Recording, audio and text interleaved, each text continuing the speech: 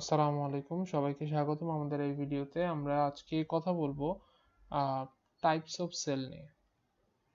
Types of cell based on regenerative capacity. Okay, regenerative capacity. So আমরা যদি দেখি regenerative ক্যাপাসিটির উপর ডিপেন্ড করে সেলকে কয় ভাগে ভাগ করা যায়? 3 ভাগে ভাগ করা যায়। 1 নম্বর কথা, এই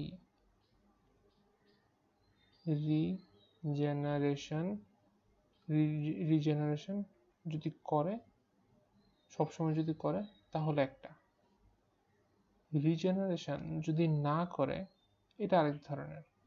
থার্ড টাইপ একটা আছে, সেটা হচ্ছে রিজেনারেশন করবে কিন্তু পার্টিকুলার সার্কামস্টেন্সের সময় করবে, সব সময় তারা রিজেনারেশন করবে না।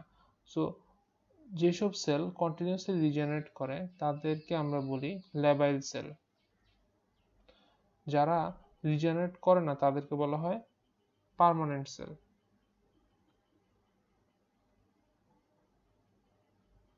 তাদের নাম হচ্ছে পার্মানেন্ট সেল। অ্যান্ড লাস্টলি, যারা ইন রেসপন্স টু ইনজুরি বা সার্টেন সার্কামস্টেন্সেস রিজেনারেট করে, অন্য সময় রিজেনারেট করে না, তাদের নাম হচ্ছে যে stable cell. Okay, labile cell, permanent cell and stable cell. Labile সেলগুলো হচ্ছে যে আমাদের কন্টিনিউয়াসলি প্রলিফারেটিং সেল। যেমন আমাদের স্কিনের লাইনিং এপিথেলিয়াম, যেমন non stratified squamous epithelium continuously shedding হচ্ছে, কন্টিনিউয়াসলি রিপ্লেস হচ্ছে।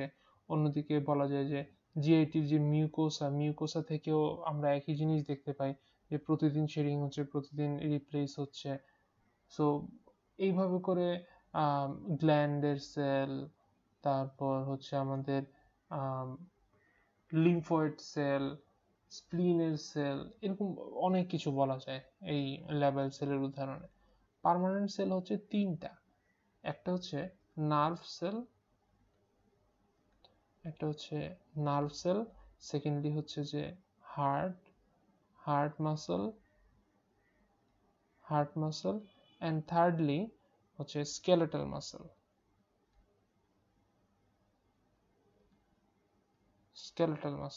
এই 3টা হচ্ছে পার্মানেন্ট সেল। এরা কখনোই এরা রিজেনারেট করবে না। ওকে, যদি এরা ধ্বংস হয়ে যায় তারপরে রিজেনারেট করবে না। অ্যান্ড স্টেবল সেল, এটার উদাহরণ হিসেবে বলা যায় যে লিভার, খুবই ক্লাসিক্যাল একটা এক্সাম্পল। অন্যদিকে কিডনি অ্যান্ড লাস্টলি প্যানক্রিয়াস।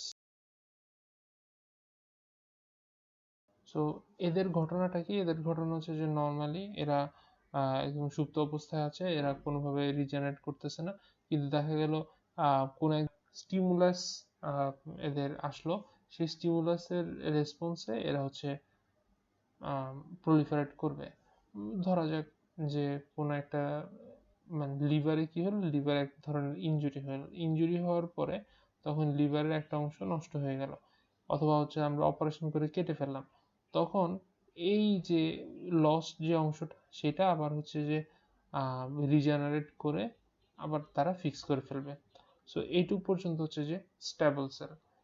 তাহলে বলা যায় যে প্রথমটা যেটা ল্যাবাইল সেলের হাই রেপ্লিকেশনের যে ক্যাপাবিলিটি, সেটা হচ্ছে high level of replicative capacity. আর এখানে তো থাকতেছেই না, মানে এটা হচ্ছে যে নন ডিভাইডিং।